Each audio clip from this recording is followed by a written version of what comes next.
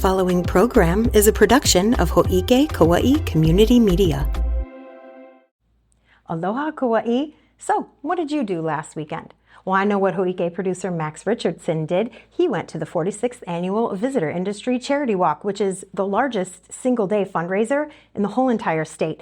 And from the looks of it, he had a whole lot of fun and even a brush with danger. Check it out.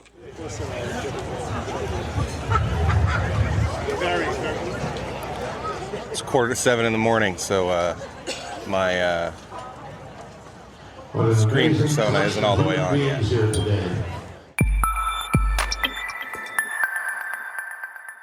All right, I'm here at the 2025 Charity Walk.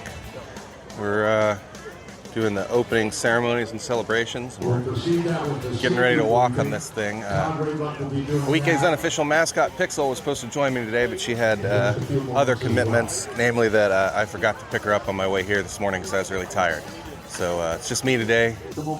It's such a wonderful thing to be a part of supporting all these nonprofits that help so many people, and it's great to get the exercise in the beautiful day. Yep, exercise is a beautiful day. Very happy to be here. HLTA, all the business people, but it's not about that, it's about the people.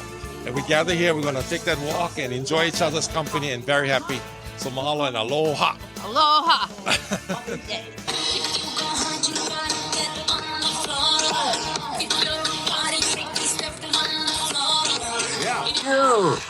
Thank you. Two things at which I'm objectively incredible: dancing and working out.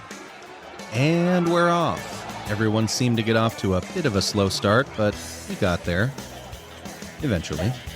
Now, even though this event is known as the Charity Walk, some people have chosen to jog. As you can see, I, a lifelong board and card game player, I'm electing to respect tradition and walk. It was a hot and sunny day outside, but luckily volunteers were there handing out towels to sop up the sweat. Unfortunately, my hands were full. Oh, some water. Don't mind if I do.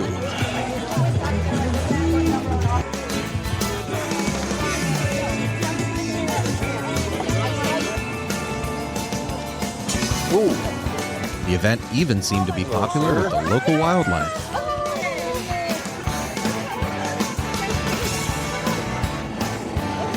It was a very large and probably very unhappy centipede. And with the finish line still not in sight, my camera decided to call it a day and ran out of battery. Quitter. So, wait, we didn't even get to know how it ends. What was it like at the finish line, Max? Okay, it was pretty cool. So it was, the path was a big loop, so we ended up back at Vidina Stadium, which is really convenient because that's where all our cars were, you know. And so we were at the other side of the stadium, and there was like two big long lines of volunteers like lining the path, and they were like cheering. They were like, "Let's go, something, something, let's go." I don't know. It was pretty early. I don't remember exactly what they're saying, but they were handing out snacks and juice and water. Did the centipede make it across the finish line? Did you beat him? I don't know. I wasn't able to get. He was in a hurry. I couldn't. I tried to track him down for an interview, but I couldn't. But he was going the wrong way, so I'm guessing he didn't. Okay. But he wasn't listening to anybody who was telling him he was going the wrong way. So he had his own thing. But, and then there was like a big festival. Mm-hmm. It was like, you know, your standard Kauai festival fair. There was like, they had the giant slide thing, and they had like flying saucers and all the food booths and stuff, which at that point I had realized my camera had died. So I didn't even try to get footage of that. But it looked pretty cool. It's okay. Just have to take my word for it. Yeah, we will. And footage of you eating a flying saucer, it's okay. It's okay that we didn't get that. That's all right. Next time. But I wonder if they had a T-shirt in the centipede's size. And if it was should have asked. Or if it just had like 100 sleeves. Yeah, I wonder. We'll have to check back later. But in the meantime, I think we have a show to do. Oh, so. I better, we can't do it if I'm here, so I better get back to work. All right. Thanks, Max. Break a leg. Well, that was exciting. Now let's see what new and exciting things are on the way for all of us. I'm Tricia Allen, and this is the Hoike Weekly.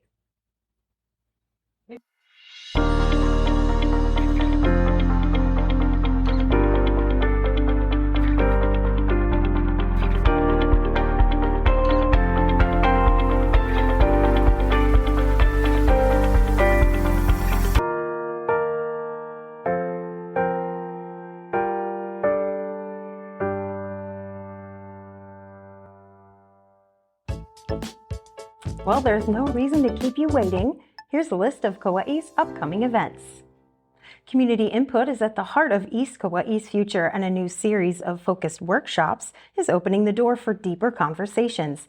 The East Kauaʻi Community and Circulation Plan is a long-range plan to envision and shape the East Kauaʻi District over the next 20 years, all the way to 2045. It's part of a broader effort to ensure that the East community's growth and development aligns with the community's shared values and needs.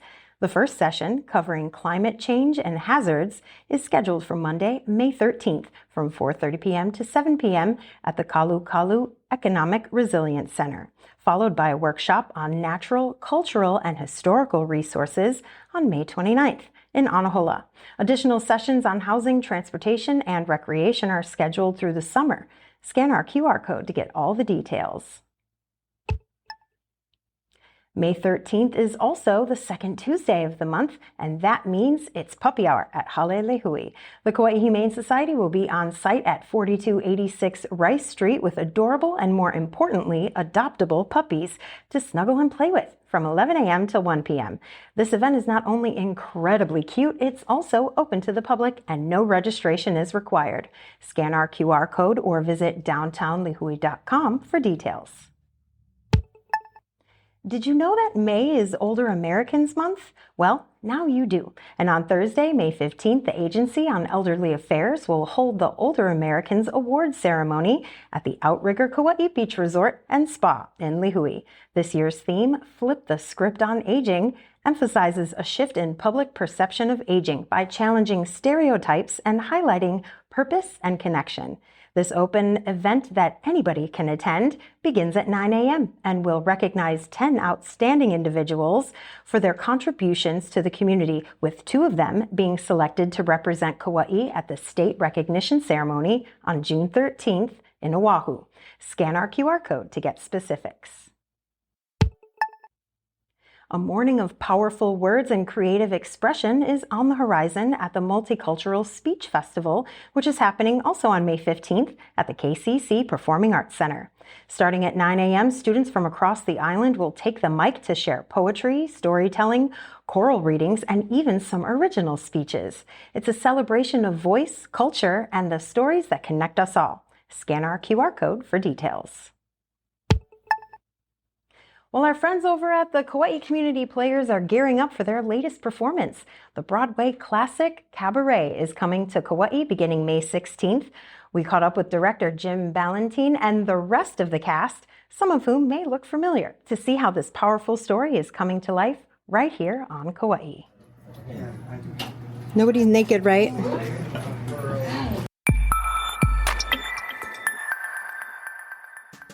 The Broadway hit Cabaret is being brought to the stage by the Kauaʻi Community Players, a group that knows how to mix great storytelling with perfect timing. Hi, I'm Jim Ballantyne, and I am directing Cabaret.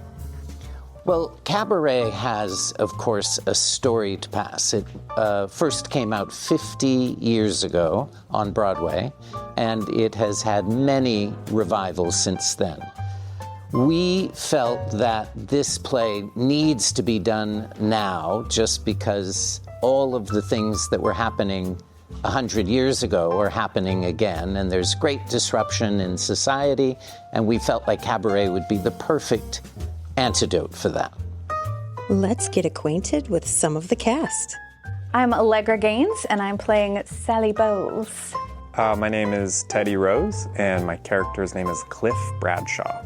Hi, my name is Tom Newman, and I'm playing the MC. My name is Morgan Liddell, and I'm playing Herr Schultz. The story follows as American writer Clifford Bradshaw comes to the city of Berlin and meets Sally Bowles, a singer at the Kit Kat Club. The club is wild, fun, and full of energy, but outside its doors, the world is shifting in ways that slowly start to affect everybody inside. While the cast and crew were hard at work constructing set pieces and sewing costumes for this fictional world of entertainment, they were able to still take time out to answer some entertaining questions from us. If the Kit Kat Club had a signature cocktail named after you, what would be in it? This would be a drink made of absinthe. It would come in a martini glass, chilled. The glass itself would have been dipped in a very bitter, sour lemon with a sugar rim on top to hide the bitter of the period. And the absinthe on its own will take you on such a wild adventure that when you are done, you would have had a great escape, but pay a huge price for it. If Sally were alive in 2025, how would she handle TikTok fame? She would not handle TikTok fame well. I think she would think that she could and then completely fall apart. If your cabaret rehearsal process were a reality TV show, what would it be called? Well, let's see. I guess we'd have to call it Cabaret Island. Maybe have dance-offs every day and see who gets kicked off the island. We have such an incredible team of people working on this show, but I am so impressed with the young people who are dancing in the show that play the ensemble, and they play a bunch of different characters. Their dedication and hard work has really impressed me. If you had to swap roles for one night only with no rehearsal, who would you trade with and why? I mean, if that happens, it would be crazy. And so I would want to be the MC because he's the craziest character of them all. I would definitely trade with one of the Kit Kat Club dancers because they are fantastic. Just wait till you see them. These kids are, I can call them kids, right? Because I'm old and they're very young. I would switch with the stage manager, with Nancy, because I have ultimate faith in her, and she's already got everything organized, so it would be a very easy job. I think I'd trade with probably Sally Bowles, my counterpart, just so I can feel what she feels, having to switch costumes every scene and sweating the whole entire night.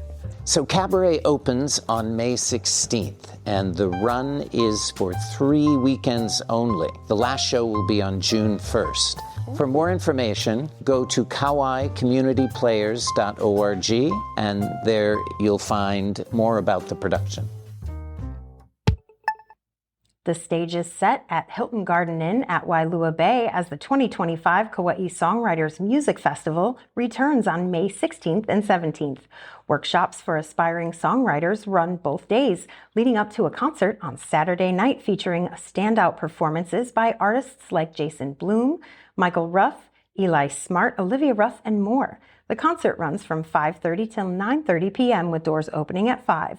And as always, you can scan the QR code on your screen to get all the info. Also on the calendar this week is the Grow Aloha Plant Giveaway, organized by the National Tropical Botanical Garden. It takes place every third Saturday of the month from 9 a.m. till 12 p.m. And on Saturday, May 17th, is it. This event is open to the public, and there are locations to choose from. 2 of them, actually. The South Shore Visitor Center at Allerton and McBride Garden in Koloa and the Limahuli Garden Visitor Center in Honolulu. The initiative supports the cultivation of Hawaiian native plants and heritage crops. Get complete details at ntbg.org/event or scan our QR code. The Kauaʻi Animal Education Farm continues to host its 3rd Saturday of the month from 9 a.m. till 12 p.m. This event is open to the public on May 17th, and it includes activities like general farm upkeep and animal care. KAEF is Kauaʻi's only farm animal rescue center, and it also operates as an educational and community-centered space. Full details on the event and others can be found when you scan our QR code. Hale Līhu is helping young adults take the next step in their career with a resume building workshop on Saturday, May 17th, held from 9 a.m. till 10:30 a.m. in the upstairs conference room at the Hale Līhu Kauaʻi building on Umi Street in Lihui. The session offers practical tools for crafting a future-ready resume, and snacks and drinks will be available too because it's hard work. Space is limited. The Kauaʻi Chorale is back and is celebrating 50 years with a burst of springtime harmony. They're bringing their signature blend of warmth and talent to the stage at the Kauaʻi Performing Arts Center with 2 performances, one on Saturday, May 17th at 6 p.m., and another on Sunday, May 18th at 2 p.m. It's a musical tradition that continues to inspire and bring the community together in song. Complete info on both performances found at our QR code. Well, the Kauaʻi Beer Company is turning up the volume and support for local creativity. On Monday, May 19th, they're hosting Ales for the Arts, a colorful evening to benefit the Southside Arts Initiative. DJ Lawson will be spinning from 6 p.m. to 8 p.m., and every bite and sip helps, with proceeds from the event going to arts programming on the south side of Kauaʻi. Hale Līhu is busy. They're hosting a ribbon lane making session workshop also on May 17th from 11 a.m. till 12:30 p.m. in their upstairs conference room this time. This hands-on gathering offers a chance to learn, create, and unwind. Snack and drinks will be provided at this event as well, but space is limited. Registration and event information is available by scanning our QR code. All right, Kauaʻi, that's all the Hō'ike we have for you this week. I'm Tricia Allen, wishing you love and aloha. Hō'ike Kauaʻi Community Media's president and CEO is Allegra Gaines. Administrative assistant, Leko Someda. Production and education services by Roger Olson. Production and IT services by Max Richardson. News and events producer, Tricia Allen. County producer and social media manager, Olivia Franco.